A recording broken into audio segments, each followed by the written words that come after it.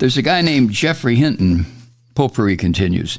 A guy named Geoffrey Hinton. He has been called the godfather of AI, artificial intelligence, and he confirmed the other day that he left his role as that at Google. And he left Google because he feels the need to speak out about the dangers, that's his word, the dangers of the technology, AI, that he helped to develop. Yeah, have you been reading these warnings are starting to pop up all over the place. And it seems like the warnings are a little bit too late. You know, you can't uninvent something, right? Once the nuclear reaction under the stadium in Chicago went off and it was evident that it could be controlled because nobody died, that was it. There's no way you could uninvent nuclear fission. There's no way you can uninvent artificial intelligence. So one of the developers, Geoffrey Hinton, realizes now what this is. And see, you and I don't. We have a couple of clues. You know, we've heard about this GPT open source stuff. We've heard about, it can write poetry. But Mr. Hinton was involved in the pioneering work on these neural networks that shaped artificial intelligence systems that already are powering a bunch of today's products. Now, according to what I have here, he worked part-time at Google for 10 years on Google's AI development efforts. But recently, he has come to have concerns, that's putting it mildly, about the technology and his role in advancing this technology. He told the New York Times, quote, "I console myself with the normal excuse, which is if I hadn't done it, somebody else would have," end quote. But apparently that's not working for Mr. Geoffrey Hinton. I mean, this guy really, really, truly is concerned, as are a couple of early developers now who have spoken out because they realize what has happened, what they have unleashed.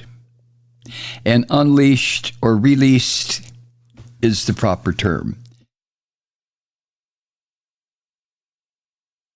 This is like a ravening beast in some sort of weird sci-fi story, a beast that starts out the size of a chihuahua and it's already the size of a lion. And the predictions are it will soon be the size of a Tyrannosaurus Rex, and there's no stopping it. There's no way to stop it now. And in a tweet the other day, Geoffrey Hinton said he left Google so he could speak freely about the risks of artificial intelligence. Not because he wanted to criticize Google specifically. He's talking about the entire technology, that, if you want to call it technology, the intelligence that has been developed. This reminds me a bit about global warming. We were warned for decades about global warming, and the leaders of the various countries chose to just raise a middle finger to the scientists and say, oh, get out of town. Kind of the same thing about artificial intelligence, which science fiction writers have been warning about for decades.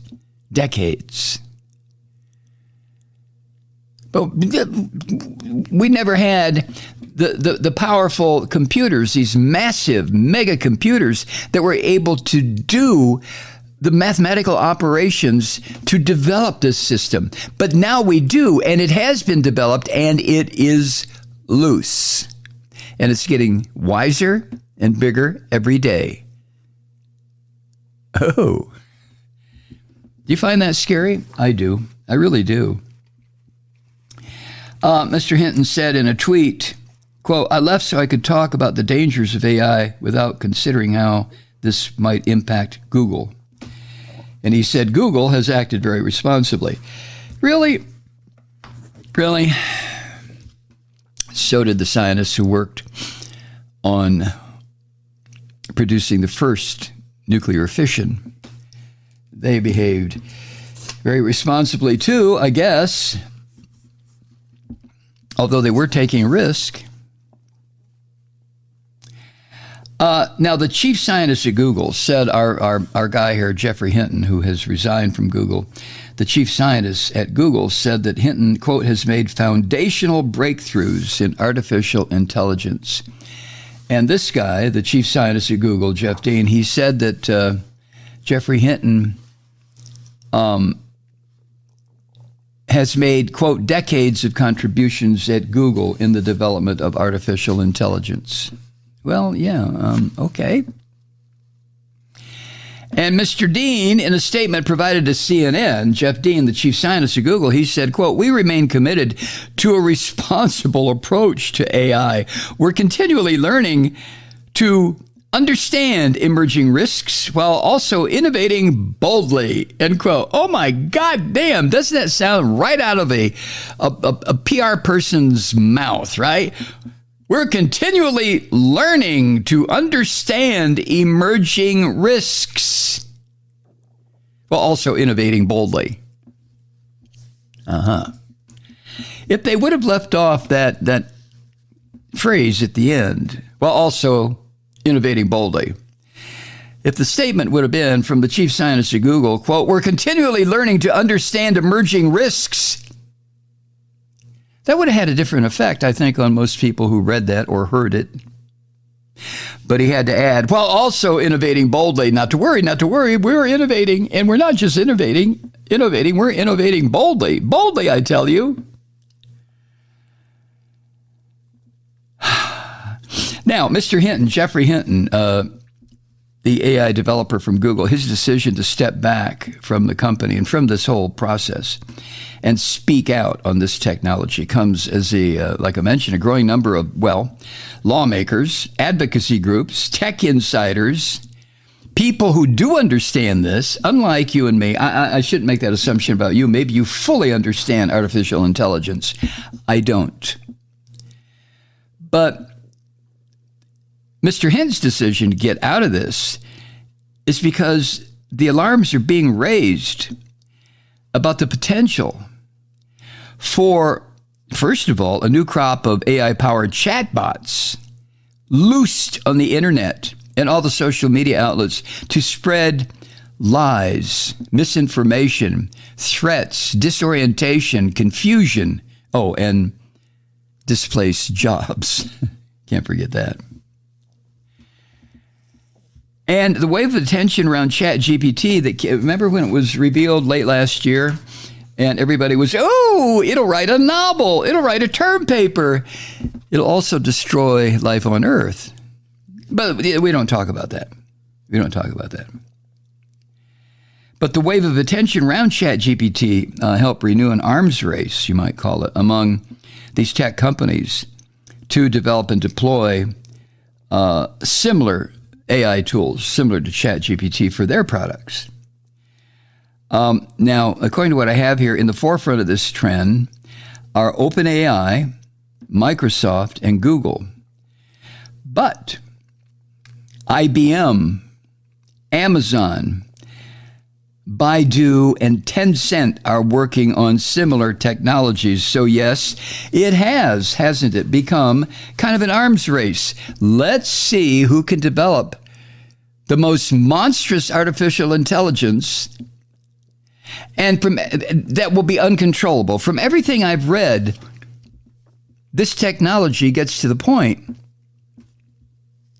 where not only is it self-replicating, but it's self-disciplining. It eventually gets to the point, if we're not there already, where it becomes a sentient configuration. It does its own thinking, in a manner of speaking. It depends on what the goal that the artificial intelligence decides to pursue becomes. And then the artificial intelligence begins the process of constructing thought patterns. Where, you might ask? How the hell would I know?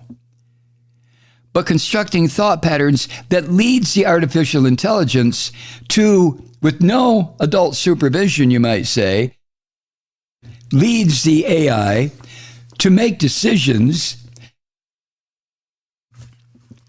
and go down certain avenues of exploration that rational human beings would probably say, whoa, whoa, whoa, wait, don't go there, don't go there. I wonder how many people said that when American physicists were toying with the idea of nuclear fission so they could develop a weapon that could kill 200,000 people with, 140,000 with one bomb and 70,000 with another bomb. Oh, well. But these prominent tech figures in this tech environment and in the experimental phase of what's going on, well, it's not experimental anymore, but they all signed a letter calling for AI labs to stop for about 6 months. And the reason they cited was, quote, profound risks to society and humanity. Woo! Now, like I mentioned, the letter was published in a publication called the Future of Life Institute, a nonprofit.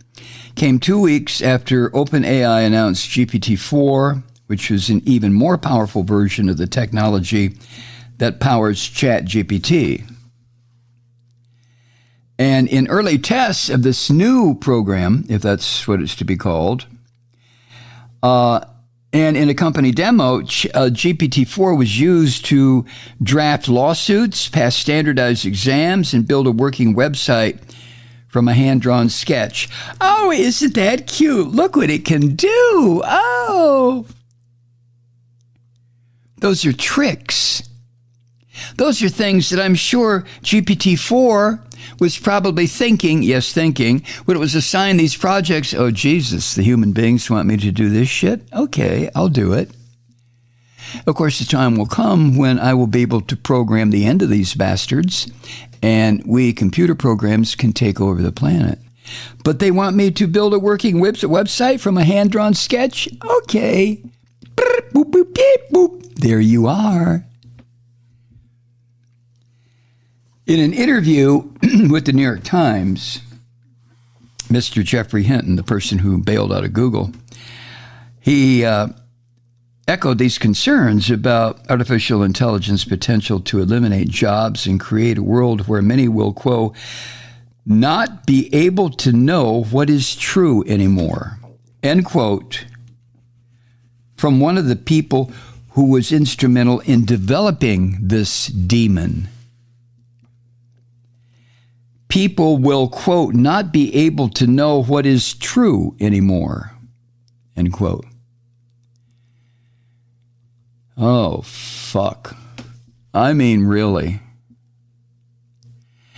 We are in kind of a death match around that issue now without the disadvantage of unbridled GPT programs, right? Because we have so many people loose in this country, globally really, but especially in this country too, that have worked lies and deception into an art form to the point where there are millions, tens of millions of Americans who couldn't find their ass with both hands right now because of the lies and the bullshit that's been pumped out by, among others, leading the pack, Christian fascists. Not be able to know what is true anymore. And Geoffrey Hinton also pointed to the stunning pace of advancement. You know, it was ChatGPT, and it's already GPT-4 in a couple of months. And he said the pace of advancement is way beyond what he and other physicists and engineers had anticipated. Probably because they just didn't fully understand what they were releasing into the wild. Well, it's here. Hi, Truth Seekers. Mike Malloy here. You know, the Progressive Voices Network brings you commercial-free commentary from today's leading progressive radio hosts and pundits, like me, Mike Malloy, 24 hours a day. I'm not your typical old guy from the 80s or the 90s talk radio host, and Progressive Voices is not your typical talk radio network. It's a listener-supported nonprofit with no corporate control whatsoever over our broadcast. So hosts like me, Mike Malloy, are free to rant and scream and carry on about whatever we like. We're often controversial, but we're never boring. Weeknights, 9 p.m. in the East, 6 p.m. in the West on the Progressive Voices Network. Always progressive, always on. I'm Mike Malloy. Keep it lit.